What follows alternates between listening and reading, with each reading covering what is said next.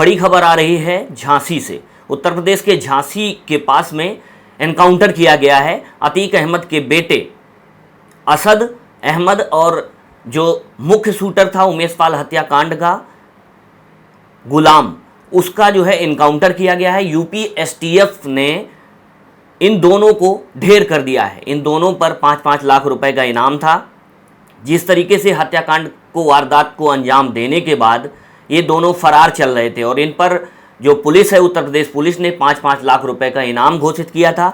आपको मैं अभी बताना चाहूँगा कि आज ही जो अतीक अहमद है उसको साबरमती जेल यानी कि गुजरात से ला करके प्रयागराज में कल लाया गया है और आज उनकी पेशी है। और इस एनकाउंटर के बाद से ये भी जानकारी मिल रही है कि अतीक अहमद कोर्ट रूम में रोने लगा।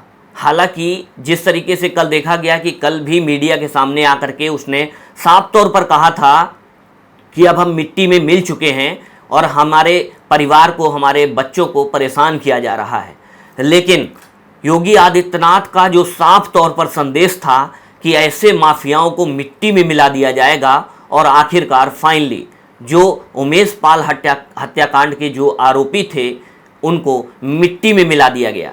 बताया जाता है कि जो अतीक है और गुलाम जो मुख्य शूटर था उमेश पाल हत्याकांड का, इन दोनों ने एसटीएफ टीम पर फायरिंग की। उनको जिंदा पकड़ने की कोशिश थी पुलिस की, लेकिन दोनों ने पुलिस पर जब फायरिंग की तो फायरिंग में जवाबी कार्रवाई में दोनों को पुलिस ने, एसटीएफ ने ढेर कर दिया। तो ऐसे में उत्तर प्रदेश में जिस तरीके से एनकाउंटर का ये दौर जारी है और ऐसे माफियाओं के खात्मे का जो दौर जारी है, मुख्यमंत्री योगी आदित्यनाथ के संदेश से साफ समझ में आ रहा था कि आखिरकार जो उमेश पाल हत्याकांड के जो आरोपी हैं, जिन्होंने इस घटना को अंजाम दिया है, वो कब तक बच पाएंगे। और इस बात का अंदेशा अतीक अहमद को भी पहले ही हो चुका था।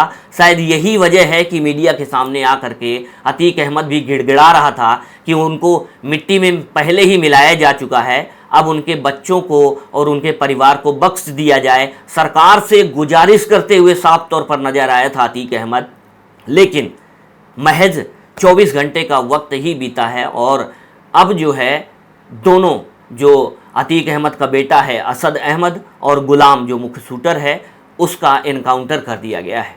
तो ये संदेश उत्तर प्रदेश के माफियाओं को और उन माफियाओं को जो घटना को अंजाम देते हैं, अपराध को अंजाम देते हैं, उनके लिए उत्तर प्रदेश पुलिस का और योगी आदित्यनाथ का जो संदेश है वो साफ तौर पर कहा जा सकता है कि ऐसे माफियाओं को किसी भी हाल में अब उत्तर प्रदेश की पुलिस बख्शने वाली नहीं है। और शायद उसकी ये बानगी है और उसकी ये नज़ीर पेश की है उत्तर प्रदेश पुलिस ने कि जो माफिया कल ही कोर्ट में पेश होने के पहले ही, जब उसको इलाहाबाद कोर्ट लाया जा रहा था, उसके पहले ही जब मीडिया ने सवाल किया तो ऐसे में वो गिड़गिड़ाता हुआ नजर आया।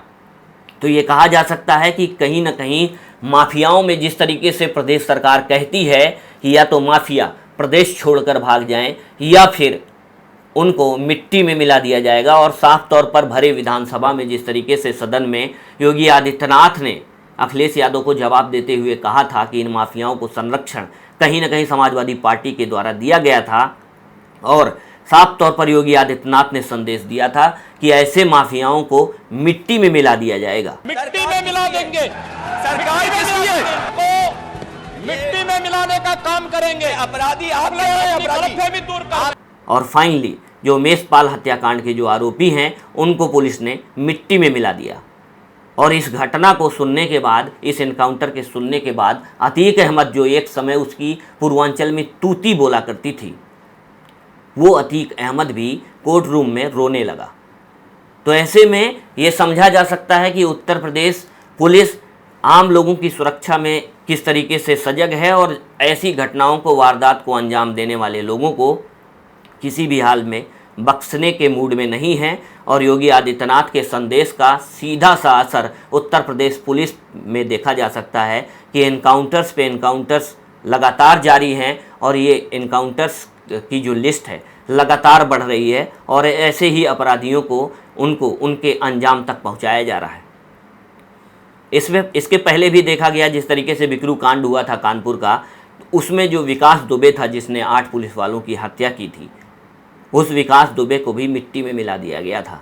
हालांकि उसमें तमाम तरीके के सवाल खड़े हुए कि क्या वाकई में विकास दुबे की गाड़ी पलटी थी या पलटाई गई थी। ये महज सवाल बनकर रह गया। लेकिन फाइनली जो उत्तर प्रदेश पुलिस के 8 जवानों की हत्या का आरोपी था उसको और उसके तमाम उन सहयोगियों को, उनके तमाम शूटरों को भी कहीं न कहीं मिट्टी में मिला दिया गया था।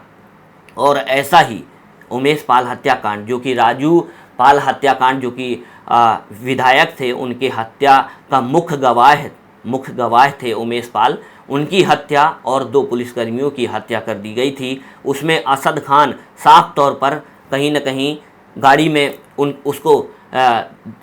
उसकी जानकारी के लिए भेजा गया था, लेकिन वो अपना आपा खो गया और उसने भी बाहर निकलकर गाड़ी से फायरिंग की। और जो गुलाम था, वो मुख्य शूटर था, वो भी साफ तौर पर सीसीटीवी में फायरिंग करते हुए कैद हुआ था।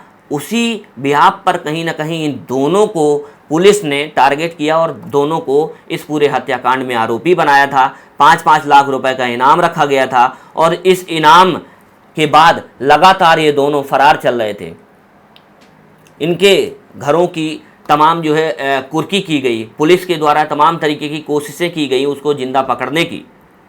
और ये बयान भी पुलिस ने जारी किया है कि उसको जिंदा पकड़ने की कोशिश थी, लेकिन इन दोनों ने, असद अहमद और शूटर गुलाम ने पुलिस पर फायरिंग की और फायरिंग में उसके बाद जब जवाबी कार्रवाई की एसटीएफ ने, उसमें ये दोनों ढेर हो गए।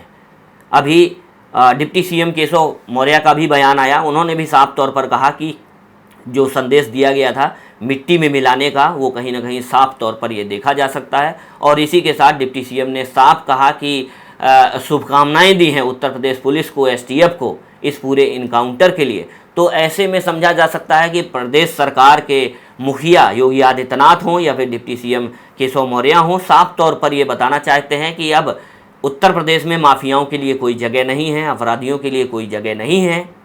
जो अपराध को अंजाम देगा उसका हश्र भी ऐसा ही होगा। नमस्कार।